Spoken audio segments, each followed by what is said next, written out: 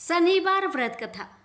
एक ब्राह्मण को सपने में नीली घोड़ी पर नीली कपड़े पहने एक आदमी दिखाई देता था और कहता है, हे ब्राह्मण देवता, मैं तेरे लगूंगा।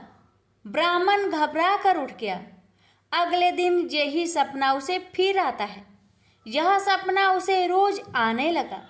वह परेशान हो गया और चिंता के मारे दुबला होने लगा। उसकी पत्नी ने कारण पूछा तो उसने सपने के बारे में बताया। ब्राह्मणी बोली, वे अवश्य ही शनि महाराज होंगे। अब की बार दिखे तो कहना लग जाओ, पर सवा पहर से ज्यादा मत लगना। उस दिन सपने आने पर ब्राह्मण ने कहा, लग जाओ, पर कितने समय के लिए लगोगे? शनि जी बोले, 7.5 वर्ष का लगूंगा। ब्राह्मण ने कहा, क्षमा करे शनि जी, इतना भारी तो मुझसे झेला नहीं जाएगा। तब शनि जी बोले, तो 5 वर्ष का लग जाऊंगा। ब्राह्मण बोला, यह भी मेरे लिए ज्यादा है। शनि जी बोले, 2.5 साल का लग जाऊं। ब्राह्मण ने मना किया तो शनि जी कहने लगे, सवा पहर का तो लगूंगा ही, इतना तो कोढ़ी कलंगी भिखारी के भी लग जाता हूँ। तब ब्राह्मण ने कहा, ठीक है। ब्राह्मण को सवा पहर की शनि की दशा लग गई। ब्राह्मण ने नींद से जागकर ब्राह्मणी से कहा, मेरे सवा पहर शनि की दशा लग गई है, इसलिए मैं जंगल में जाकर यह समय बिताऊंगा। मेरे लिए खाने पीने का सामान बांध दे। मेरे पीछे से किसी से लड़ाई झगड़ा ना हो, इसका ध्यान रखना। ज्यादातर घर में ही रहना। बच्चों का भी ध्यान रखना। इस सवा पहर के समय में कोई गाली भी दे तो चुपचाप सुन लेना, बहस मत करना। यह सब समझाकर ब्राह्मण जंगल में चला गया। जंगल में ब्राह्मण एक पीपल के पेड़ के नीचे बैठ गया और हनुमान जी का पाठ करने लगा। 1 पहर बीत गया। ब्राह्मण ने सोचा बाकी बचा समय रास्ते में बीत जाएगा, इसलिए वहां से चल दिया। रास्ते में एक बारी में मतीरे लगे देखे। माली से एक मतीरा खरीदा, पोटली में बांधा और आगे बढ़ा। आगे एक आदमी मिला जो असल में शनिदेव थे। ब्राह्मण से पूछा, पोटली में क्या है? उसने कहा, मतीरा है। शनिदेव बोले, दिखाओ। ब्राह्मण ने पोटली खोली। उसमें राजकुमार का कटा हुआ खून से लथपथ सिर दिखा। शनिदेव ब्राह्मण को राजा के पास ले गए और कहा कि इस ब्राह्मण ने राजकुमार की हत्या कर दी है। इसके पास पोटली में राजकुमार का सिर है। राजा ने कहा, मैं यह नहीं देख सकता, इस ब्राह्मण को सूली पर चढ़ा दो। राजा के यहाँ हाहाकार मच गया। ब्राह्मण को सूली पर चढ़ाने से पहले पूछा गया कि उसकी कोई आखिरी इच्छा हो तो बताए। ब्राह्मण ने सोचा किसी तरह सवा पहर पूरा करना होगा। उसने कहा, वहाँ रोज बालाजी की कथा सुनता है। मरने से पहले अंतिम बार बालाजी की कथा सुनना चाहता हूँ। ब्राह्मण को कथा सुनाने का प्रबंध किया गया। कथा कहते कहते सवा पहर पूरा हो गया। शनि की दशा टलते ही राजकुमार शिकार खेलकर लौटता हुआ दिखाई दिया। राजकुमार को आता देख राजा बहुत खुश हुआ, लेकिन उसे निर्दोष ब्राह्मण की हत्या का दोष लगने का डर सताने लगा। उसने तुरंत घोड़सवार सैनिकों को ब्राह्मण को आदर सहित ले आने के लिए भेजा। ब्राह्मण राज दरबार में आया तो राजा ने क्षमा मांगी और पोटली दिखाने के लिए कहा। पोटली खोली तो उसमें मतीरा था। राजा ने इन सब के बारे में पूछा तो ब्राह्मण ने बताया, मुझे सवा पहर की शनिचर की दशा लगी थी, इस कारण यह सब तमाशा हुआ। राजा ने पूछा, यह दशा कैसे टलती है? ब्राह्मण बोला, राजा, यह सेठ के लगे तो काला हाथी या काला घोड़ा दान करे, गरीब के लगे तो पीपल की पूजा करे तब बोले, साचा शनिचर कहिए, जाके पाओ सदा ही पढ़िए। शनि की कहानी सुने तिल का तेल और काला उड़द दान करे, काले कुत्ते को तेल से चुपर कर रोटी खिलाए तो शनिचर की दशा उतर जाती है। राजा ने उसे मदिरा वापस दे दिया। घर आकर ब्राह्मण ने मदिरा काटा तो उसमें बीज की जगह हीरे मोती निकले। ब्राह्मण ने पूछा, यह कहाँ से लाए? आप तो कह रहे थे कि शनि की दशा लगी है। ब्राह्मण ने कहा, जब दशा लगी थी तो यही मदिरा राजकुमार का सिर बन गया था। उतरती दशा के शनि जी निहाल कर गए। हे शनि देवता, जैसे ब्राह्मण के शनि की दशा लगी वैसे किसी को ना लगे। प्रेम से बोलिए शनि देव की जय।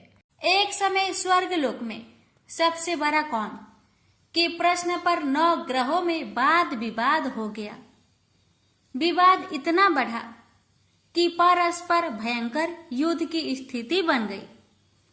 निर्णय के लिए सभी देवता देवराज इंद्र के पास पहुंचे और बोले, हे देवराज, आपको निर्णय करना होगा कि हम में से सबसे बड़ा कौन है।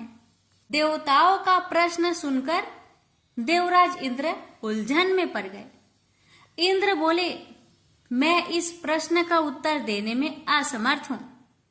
हम सभी पृथ्वी लोक में उज्जैनी नगरी में राजा विक्रमादित्य के पास चलते हैं। देवराज इंद्र सहित सभी ग्रह देवता उज्जैनी नगरी पहुंचे। महल में पहुंचकर जब देवताओं ने उनसे अपना प्रश्न पूछा तो राजा विक्रमादित्य भी कुछ देर के लिए परेशान हो उठे, क्योंकि सभी देवता अपनी अपनी शक्तियों के कारण महान थे। किसी को भी छोटा या बड़ा कह देने से उनके क्रोध के प्रकोप से भयंकर हानि पहुंच सकती थी। अचानक राजा विक्रमादित्य को एक उपाय सूझा और उन्होंने विभिन्न धातुओं स्वर्ण, रजत, चांदी, कांसा, ताम्र यानी तांबा, सीसा, रांगा, जस्ता, अभ्रक व लोहे के 9 आसन बनवाए। धातुओं के गुणों के अनुसार सभी आसनों को एक दूसरे के पीछे रखवाकर उन्होंने देवताओं को अपने अपने सिंहासन पर बैठने के लिए कहा। देवताओं के बैठने के बाद राजा विक्रमादित्य ने कहा, आपका निर्णय तो स्वयं हो गया। जो सबसे पहले सिंहासन पर विराजमान है वही सबसे बड़ा है। राजा विक्रमादित्य के निर्णय को सुनकर शनि देवता ने सबसे पीछे आसन पर बैठने के कारण अपने को छोटा जानकर क्रोधित होकर कहा, राजा विक्रमादित्य, तुमने मुझे सबसे पीछे बैठाकर मेरा अपमान किया है। तुम मेरी शक्तियों से परिचित नहीं हो। मैं तुम्हारा सर्वनाश कर दूंगा। शनि ने कहा, सूर्य एक राशि पर 1 महीने, चंद्रमा 2.25 दिन, मंगल 1.5 महीने, बुध और शुक्र 1 महीने, बृहस्पति 13 महीने रहते हैं। लेकिन मैं किसी राशि पर 7.5 वर्ष 7.5 तक रहता हूँ। बड़े बड़े देवताओं को मैंने अपने प्रकोप से पीड़ित किया है। राम को 7.5 के कारण ही वन में जाकर रहना पड़ा और रावण को 7.5 के कारण ही युद्ध में मृत्यु का शिकार बनना पड़ा। राजा, तू भी मेरे प्रकोप से नहीं बच सकेगा। इसके बाद अन्य ग्रहों के देवता तो प्रसन्नता के साथ चले गए, परंतु शनिदेव बड़े क्रोध के साथ वहां से विदा हुए। राजा विक्रमादित्य पहले की तरह ही न्याय करते रहे। अन्य राज्यों में सभी स्त्री पुरुष बहुत आनंद से जीवन यापन कर रहे थे। कुछ दिन ऐसे ही बीत गए। उधर शनि देवता अपने अपमान को भूले नहीं थे। विक्रम आदित्य से बदला लेने के लिए एक दिन शनिदेव ने घोड़े के व्यापारी का रूप धारण किया और बहुत से घोड़े के साथ उज्जैनी नगरी पहुंचे। राजा विक्रमादित्य ने राज्य में किसी घोड़े के व्यापारी की आने के समाचार सुना तो अपने अश्वपाल को कुछ घोड़े खरीदने के लिए भेजा। घोड़े बहुत कीमती थे। तो पाल ने जब वापस लौटकर इस संबंध में बताया तो राजा विक्रमादित्य ने स्वयं आकर एक सुंदर व शक्तिशाली घोड़े को पसंद किया। घोड़े की चाल देखने के लिए राजा उस घोड़े पर सवार हुए तो वह घोड़ा बिजली की गति से दौड़ पड़ा। तेजी से दौड़ता घोड़ा राजा को दूर एक जंगल में ले गया और फिर राजा को वहां गिराकर जंगल में कहीं गायब हो गया। राजा अपने नगर को लौटने के लिए जंगल में भटकने लगा, लेकिन उन्हें लौटने का कोई रास्ता नहीं मिला। राजा को भूख प्यास लगाई। बहुत घूमने पर उसे एक चरवाहा मिला। राजा ने उससे पानी मांगा। पानी पीकर राजा ने उस चरवाहे को अपनी अंगूठी दे दी। फिर उससे रास्ता पूछकर वह जंगल से निकलकर पास के नगर में पहुंचा। राजा ने एक सेठ की दुकान पर बैठकर कुछ देर आराम किया। उस सेठ ने राजा से बातचीत की तो राजा ने उसे बताया कि मैं उज्जैनी नगरी से आया हूँ। राजा के कुछ देर दुकान पर बैठने से सेठ जी की बहुत बिक्री हुई। सेठ ने राजा को बहुत भाग्यवान समझा और खुश होकर उसे अपने घर भोजन के लिए ले गया। सेठ के घर में सोने का एक हार खूंटी पर लटका हुआ था। राजा को उस कमरे में छोड़कर सेठ कुछ देर के लिए बाहर गया। तभी एक आश्चर्यजनक घटना घटी। राजा के देखते देखते सोने के उस हार को खूंटी निकल गई। सेठ ने कमरे में लौटकर हार को गायब देखा तो चोरी का संदेह राजा पर ही किया, क्योंकि उस कमरे में राजा ही अकेला बैठा था। सेठ ने अपने नौकरों से कहा कि इस परदेशी को रस्सियों से बांधकर नगर के राजा के पास ले चलो। राजा ने विक्रमादित्य से हार के बारे में पूछा तो उसने बताया कि उसके देखते ही देखते खूंटी ने हार को निगल लिया था। इस पर राजा ने क्रोधित होकर चोरी करने के अपराध में विक्रमादित्य के हाथ पांव कटवाने का आदेश दे दिया। राजा विक्रमादित्य के हाथ पांव काटकर उसे नगर के सड़क पर छोड़ दिया गया। कुछ दिन बाद एक तेली उसे उठाकर अपने घर ले गया और उसे अपने कोल्हू पर बैठा दिया। राजा आवाज देकर बैलों को हाँकता रहता। इस तरह तेली का बैल चलता रहा और राजा को भोजन मिलता रहा। शनि के प्रकोप की 7.5 पूरी होने पर वर्षा ऋतु आरंभ हुई।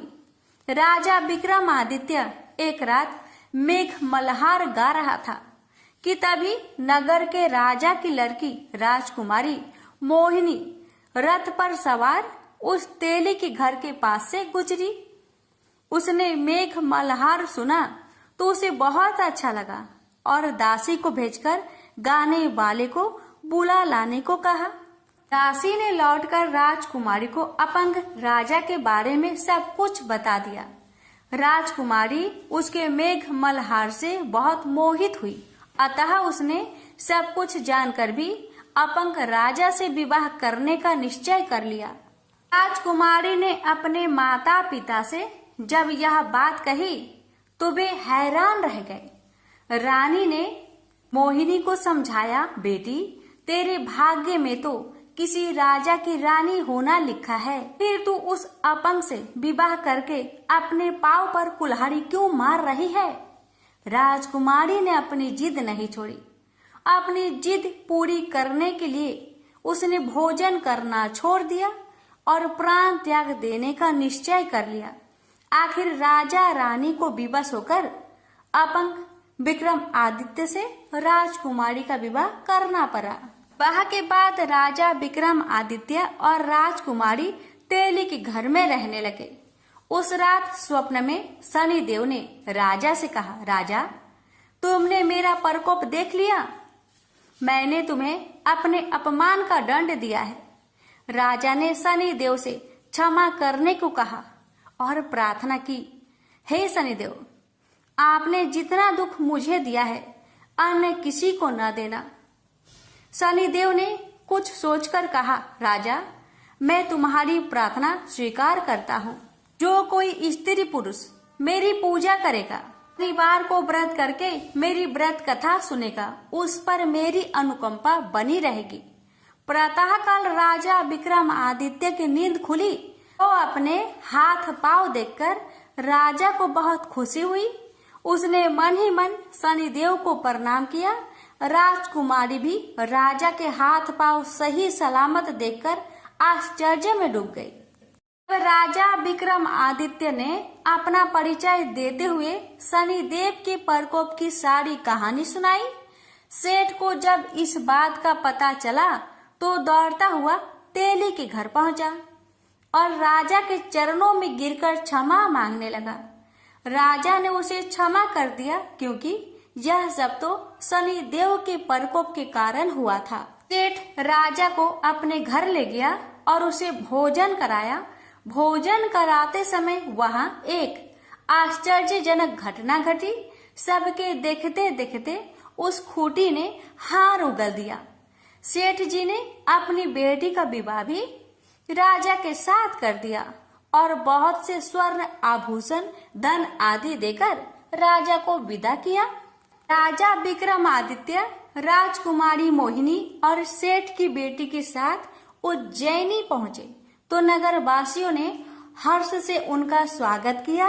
अगले दिन राजा विक्रमादित्य ने पूरे राज्य में घोषणा कराई कि शनिदेव सब देवों में सर्वश्रेष्ठ है। प्रत्येक स्त्री पुरुष शनिवार को उनका व्रत करे और व्रत कथा अवश्य सुने। राजा विक्रमादित्य की घोषणा से शनिदेव बहुत प्रसन्न हुए। शनिवार का व्रत करने और व्रत कथा सुनने के कारण सभी लोगों की मनोकामनाएं शनिदेव की अनुकंपा से पूरी होने लगी। सभी लोग आनंद पूर्वक रहने लगे। प्रेम से बोलिए शनि महाराज की जय हो। एक बार भगवान विष्णु, शंकर और ब्रह्मा जी के बीच एक संवाद शुरू हुआ। यह संवाद था संसार में एक न्याय अधिकारी को जन्म देने का। यह संवाद तब शुरू हुआ जब देवों और असुरों के बीच लगातार युद्ध हो रहा था। असुरों को लगता था कि जब न्याय की बात आती है तो फैसला देवों के हक में सुनाया जाता है, परंतु असुरों के गुरु शुक्राचार्य को भगवान शंकर पर पूर्ण विश्वास था कि वह देवों के साथ असुरों के हितों की भी रक्षा करेंगे। भगवान शंकर ने अपने परम भक्त शुक्राचार्य को निराश नहीं किया। भगवान शंकर ही थे जिन्होंने शनिदेव के जन्म की पथकथा लिखी। शनिदेव का जन्म सूर्य पुत्र के रूप में हुआ, जिनकी मां का नाम छाया था। एक पौराणिक कथा के अनुसार छाया ने शनि को एक जंगल में छुपा के रख उनका वही पालन पोषण किया। यम के अलावा शनि भी एक पुत्र है। शनि देव को भी नहीं मालूम था उनके पिता स्वयं सूर्य देव है। लेकिन यह राज बहुत दिनों तक छुपा ना सका क्योंकि संसार को उनका न्याय अधिकारी मिलना था, जो कर्मों के आधार पर लोगों को न्याय और दंड देगा। इधर देवाधिपति इंद्रदेव और शुक्राचार्य के बीच न्याय अधिकारी के अस्तित्व को जानने के लिए खलबली मची हुई थी। इसी खलबली का नतीजा एक चक्रवात के रूप में आया, जिसका संचालन शुक्राचार्य कर रहे थे। शुक्राचार्य को मोहरा बनाते हुए इंद्रदेव ने एक षड्यंत्र रचा था। सही मायनों में इस चक्रवात के लिए इंद्रदेव जिम्मेदार थे, जिन्होंने असुरों के गुरु शुक्राचार्य को उस्काया। इस चक्रवात की चपेट में शनि की माता छाया आ गई, जिससे शनिदेव नाराज हो गए और शंकर भगवान की कृपा से उन्हें अपनी शक्तियों का बोध हो गया और उन्होंने अपनी मां छाया को बचा लिया। इसके बाद सूर्यदेव चक्रवात से क्रोधित हो गए और उन्होंने शुक्राचार्य और इंद्रदेव को सूर्य लोक में बुलाया, जहां पर चक्रवात के दोषी को दंड देकर न्याय किया जाना था। लेकिन शुक्राचार्य की बात सुने बिना सूर्यदेव ने शुक्राचार्य को दोषी करार दे दिया। इसको देखते हुए वहां शनिदेव प्रकट हो गए। उन्होंने न्याय अधिकारी के रूप में उचित न्याय किया उन्होंने सभी को बताया कि चक्रवात के असली दोषी शुक्राचार्य नहीं अपितु इंद्रदेव है। शनिदेव की यह बात सुनकर वहां मौजूद सभी देवता, उनके पिता सूर्यदेव और शुक्राचार्य चकित रह गए। लेकिन शनिदेव ने कहा कि न्याय सबके लिए बराबर होता है, चाहे वह देव हो या असुर। अंत में देवताओं को शनिदेव के आगे झुकना ही पड़ा, क्योंकि न्याय विश्व के न्याय अधिकारी के द्वारा हो रहा था। इंद्रदेव को सजा के तौर पर अपना मुकुट धरती पर उतार कर रखना पड़ा। प्रेम से बोलिए शनि महाराज की जय। भगवान शनिदेव की जन्म कथा हमें पुराणों में अलग अलग वर्णन के साथ मिलती है। शनिदेव का जन्म ज्येष्ठ माह के कृष्ण अमावस्या के दिन हुआ था। हालांकि कुछ ग्रंथों में शनिदेव का जन्म भाद्रपद मास की शनि अमावस्या को माना गया है। एक अन्य कथा अनुसार भगवान शनिदेव का जन्म ऋषि कश्यप के आविर्भाव तत्व यज्ञ से हुआ माना जाता है। लेकिन स्कंद पुराण के काशी खंड अनुसार शनि भगवान के पिता सूर्य और माता का नाम छाया है। उनकी माता को स्वर्णा भी कहते हैं। लेकिन इसके पीछे एक कहानी है।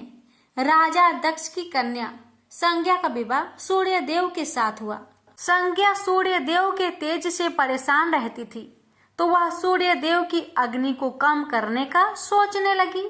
दिन बीतते गए और संज्ञा ने वैवस्वत, मनु, यमराज और यमुना नामक तीनों संतानों को जन्म दिया। फिर संज्ञा ने निर्णय लिया कि वे तपस्या कर सूर्य देव के तेज को किसी भी तरह से कम करेगी।